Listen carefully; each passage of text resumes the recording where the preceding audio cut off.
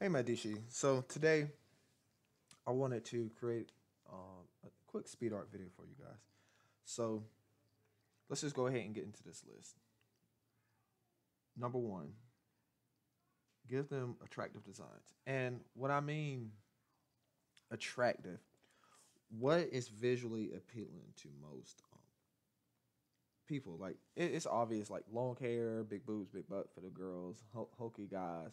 But like, what do you like as an artist? Do you like characters with freckles, with moles? Do you like short characters?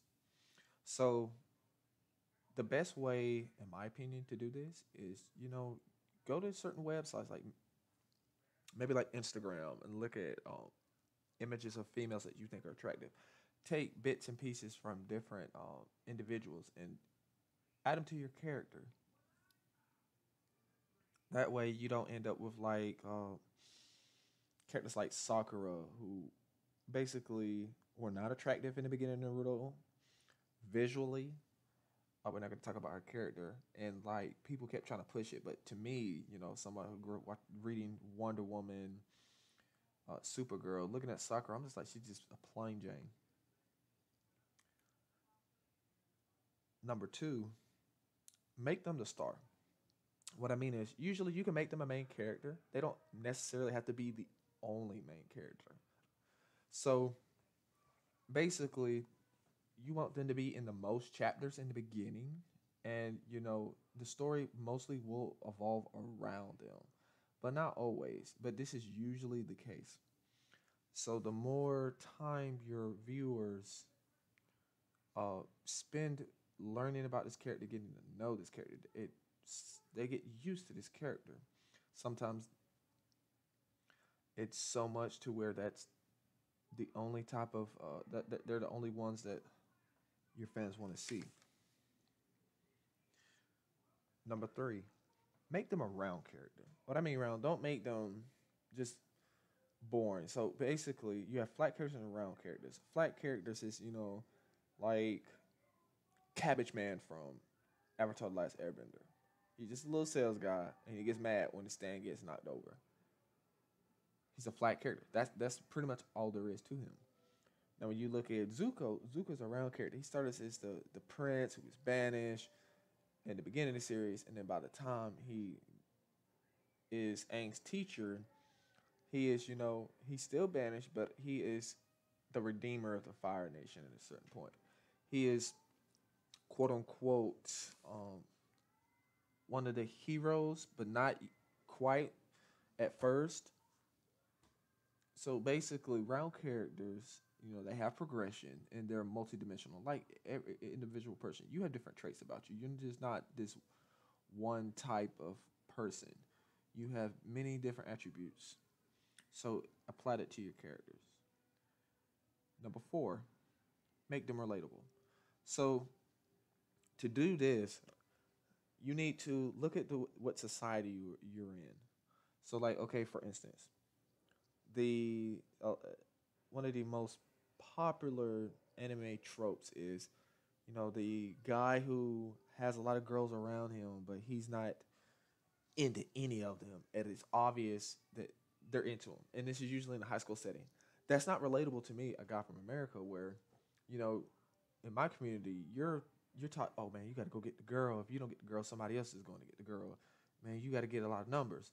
So what works for Japan is not necessarily going to work for China, India, America, England, France, South America, South Korea. So basically, what's relatable in your country, put that into your manga. Don't just simply copy everything straight from Japan, because basically at that point you're not being real and people are going to notice that, and you're not going to really make a splash. Number 5, experience big moments. What I mean is like something that fundamentally changes your character. Where this is like, let's say your character is really close to their father, and then you have a chapter where their father is taken away. Maybe they're put in jail. Maybe they pass away. Maybe the father sacrifices himself for whatever reason. And it makes your character more aggressive or more timid or just They're just flat out become partially irrational. And as the story progresses, that it might weigh on them. They're not the same before that one incident, or it's like they get married or they fall in love. So their life is completely changed. It basically gives the reader another incentive to continue to read the story to see like, oh, what's gonna happen next. Like, okay, it's like for instance, when Naruto finally got Jiraiya in his life, it's a bit different. It's like, okay, you've never had anybody. This is a big moment for him. So I'm your godfather. So it's like you're still an orphan, but now you have a permanent father figure in your life. And then another big moment is when they took Jiraiya away from Naruto. Now it's like it's not that he goes back to not having anyone. He goes back to not having anyone, but he has the experience of having someone who actually cared about him on a father level. Number six, well written. Now I'm gonna go ahead and say this. A lot of shonens lately are not well written, and it's like I'm just gonna go ahead and say it. Dragon Ball Super is not well written. You cannot afford at this point in time in your career to have your story mimic the Dragon Ball formula. It's just cash grab. They have the money. They have all the Dragon Ball has the momentum. It has the history. It has the already back in it. It already has the foundation to do what basically putting out crap stories, in my opinion. That's a video for another time. So basically, you want your story when you're writing about this main character, you want to already know what you want their background to be and subtly put more and more of that background in the chapters as it progresses. So you don't want to have like it's not like where you want to basically tell everything about your character right here and there. You're not gonna do like a full chapter on their backstory from when they're a baby to when they're like 35. You're going to want to keep bits and pieces away so readers will come back for more. They're like, oh, okay, his mom died. He's looking for his mom. Did he meet his mom? Then she said something about, oh, I just saw your dad, even though we got divorced for whatever reason.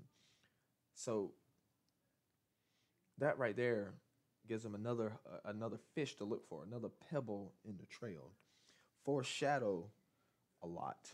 Like for instance, we'll say something like, "Oh, when my mom comes to see me at the end of the year," and you start your story in January, and then later on they say, "Oh yeah, my mom's coming in December." And by the time December comes and she randomly shows up after you stop mentioning her for a few chapters, it's still there. Character, the readers are like, "Oh yeah, his mom did come." It's like finally, they're ready for it.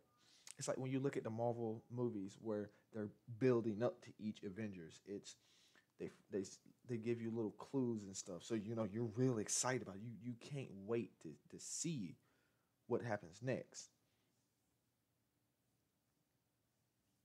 Number seven, pay attention to fan reaction. Now, for instance, we'll go back to Naruto. So basically, I read an article where people were telling Kishimoto they want Sakura to die, and he didn't really make her relatable. He basically went along the lines of, "Oh, this is what people like. This is she's the little damsel in distress. She's madly in love with this guy." So he basically didn't get any females' opinion when he created Sakura, and he constantly didn't listen to his fans, and he tried to force her to be popular. And because he didn't listen to that fan reaction, she stayed unpopular, and that's why her parents weren't initially brought into the series. They stayed shrouded because no one basically cared, even though she was there to the end of the series. So basically, like for instance, let's say you have a side character and they're in one chapter, and that character is really cool, and people gravitate to that character. Think about bringing that character back, unless you like kill them off or something. So basically, like let's just say you have a manga, and the side character is a taxi driver, and you design this flat character to be funny, and fans talk about this character a year and a half later. Bring that character back. It's just instead of inventing another character, you're like, okay, well, they're gonna drive here somewhere. Say, oh, just instead of having your characters drive to the next location, break down their car somewhere, and then bring in that cab driver. I've noticed in a lot of series you have those little pockets of your fan base to like this side character. So then sometimes series will bring that character back or give them a bigger portion of the story, which is great if you ask me. It really boosts your series.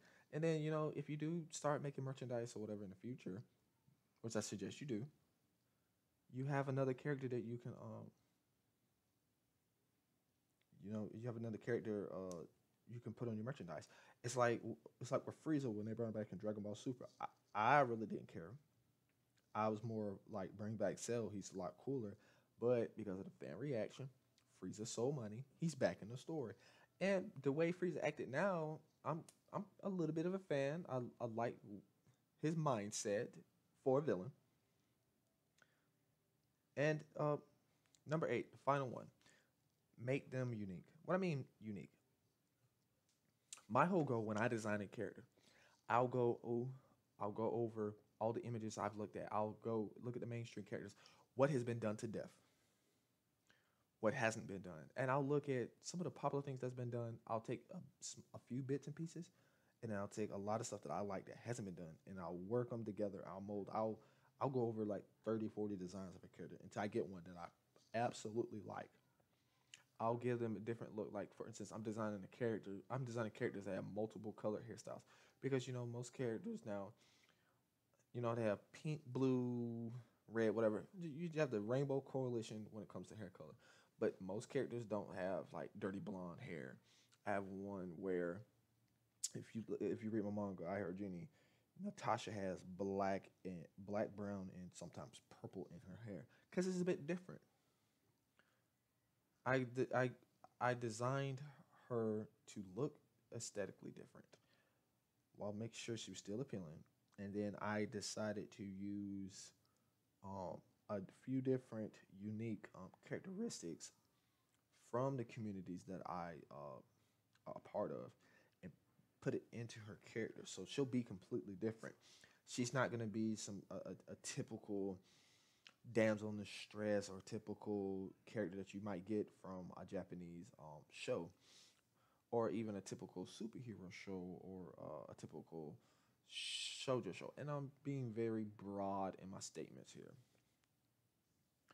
Another way you can make them unique is look at their clothing. Like for instance, what type of brand names do you see out? Like we've all seen the little quote unquote fake off name brands of famous brands. Like let's say you want Burger King uh, in your series. No, you might have to pay Burger King to use it, but if you don't have the money, you can make it Baby Burger King or Baby King or something like that. And you draw the logo and you change it up so people go, "Oh yeah, that's Burger King," but it's not Burger King. So you could basically do that when it comes to clothing. So like, okay, for example, let's say your character, let's say you're into Mickey Mouse. You could make a goofy version of Mickey Mouse, change, make it to Blinky or something like Blinky Bounce or something like that, and make that a brand name for your characters. Now, I mostly see a lot of characters from like high school shows. They got the uniform on, plain clothing. Okay, that's fine. But I did notice that some manga artists actually take brand name clothing, change it up a little bit, and put it on their characters to the point where there are some series where the clothing companies will pay the artist to put their clothes in the manga with the brand name and everything. So then when you go out and you see this, you're like, oh my gosh, look, I could dress up like my favorite character. Does that count as cosplaying? Mm, I think it does, but I'm not a cosplayer, so it may not. But it's another way of doing things differently. So I don't want this video to be a little too long. So I'm gonna end it right here. And quick info on the drawing I'm doing. This is a friend of mine slash coworker. I basically do commissions now. So in the link below, will be to my Facebook. And if you want me to order commission just in the United States, I'm not doing international just quite yet. I need to finish getting everything set up, and I'll draw a little anime commission of you if you choose. So basically, I'm doing this because YouTube really doesn't pay a lot of people much unless you have like a million subscribers, and this helps me buy supplies. Basically YouTube has been paying for my supplies. I'm gonna keep that up so I can keep creating manga. Not on a budget, but yeah, I would say on a budget because that's the smart thing I'm gonna continue to do. But anyway, enough about this little commission, right? So